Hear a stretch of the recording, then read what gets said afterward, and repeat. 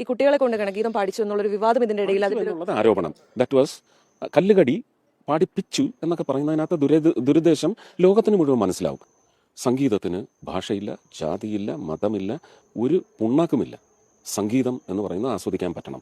അങ്ങനെയുള്ള സംഗീതത്തിന് നിങ്ങൾ അവാർഡ് വരെ കൊടുക്കുന്നില്ല. അത് തീവ്രവാദികളുടെ പാട്ടൊന്നും അല്ലല്ലോ. അത്രയേ ഉള്ളൂ.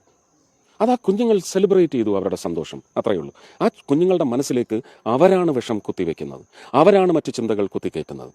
അത് നിർത്തും. പകരം BJP-ക്കാർക്ക് ആഭ്യന്തര ശത്രുക്കൾ ക്രിസ്ത്യൻ, മുസ്ലിം, കമ്മ്യൂണിസ്റ്റുകാർ. ഇവര് സമൂഹത്തിൽ നിന്ന് മാറ്റി നിർത്തുന്നവര് അവർണര്, ജൈനര്, സിഖ്, ബുദ്ധ മതക്കാരെ. അതായത് ഈ രാജ്യത്ത് ഏകദേശം 80% മനുഷ്യരെ ഇവര് ശത്രുക്കളായിട്ട് കാണുന്നു. അപ്പൊ മറ്റൊരു കാര്യം ചോദിക്കാനുള്ളത്, ഇവര് നികുതി ഈടാക്കുന്നത് സവർണരുടെ കയ്യിൽ നിന്ന് മാത്രമാണോ? നമ്മുടെ നാടിനോട് കൂടി ചേർന്ന് പല രീതിയിലുള്ള വികസനം കൊണ്ടുവരുന്നു, പദ്ധതികൾ കൊണ്ടുവരുന്നു. ഇതിനുള്ള പൈസയൊക്കെ എവിടെ നിന്ന് വരുന്നു? നമ്മുടെയൊക്കെ കയ്യിലെ ജാതി മത ഭേദമന്യേ മേടിച്ചോണ്ട് പോകുന്ന നികുതി വരുമാനമാണിത്.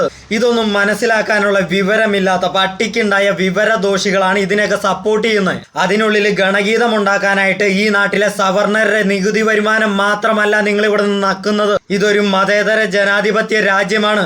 അങ്ങനെ അല്ലാതായി കഴിഞ്ഞിട്ടുണ്ടെങ്കിൽ ഇവിടുത്തെ ഭൂരിഭാഗം ജനങ്ങളും ഇവിടെ അടിമയായിട്ട് ജീവിക്കേണ്ടി വരും. ഇതുപോലും ചിന്തിക്കാനുള്ള മൂളയില്ലാതെ മനുഷ്യൻ ജീവിക്കുന്നതിൽ വളരെയധികം ദുഃഖമുണ്ട്. ഇതുപോലുള്ള വിവരദോഷികളാണല്ലോ നമ്മുടെ ജനങ്ങളെ നിയന്ത്രിക്കാൻ വരുന്നത്. പിന്നെ മെയിനായിട്ട് ഗോപിയണ്ണന്റെ ദേഷ്യം എന്താന്ന് വെച്ചാൽ അവാർഡ് കൊടുത്തതാണ്. ആ മനസ്സിലാക്കാതെ പോലെ. അപ്പൊ ഒരു കാര്യം ആലോചിക്കണം, ഇവിടുത്തെ സവർണ രാജാക്കന്മാരെ വെളുപ്പിച്ച് അനേകം സിനിമ ഇറങ്ങിയിട്ടുണ്ട്, ഇതിന് അവാർഡുകളും കിട്ടിയിട്ടുണ്ട്. അപ്പോഴൊന്നും ഇവിടെ ഒരു മനുഷ്യൻ എതിർത്തിട്ടില്ല, നമ്മൾ എതിർത്തിട്ടില്ല. ഗോപിയണ്ണൻ ഇവിടെ എന്ത് തള്ളി മറിച്ചാലും ചരിത്രം ഇല്ലാതാവില്ല എന്ന് മനസ്സിലാക്കിക്കോ. ചരിത്രം ആവർത്തിച്ചുകൊണ്ടേയിരിക്കും എന്ന് നമ്മളും മനസ്സിലാക്കണം.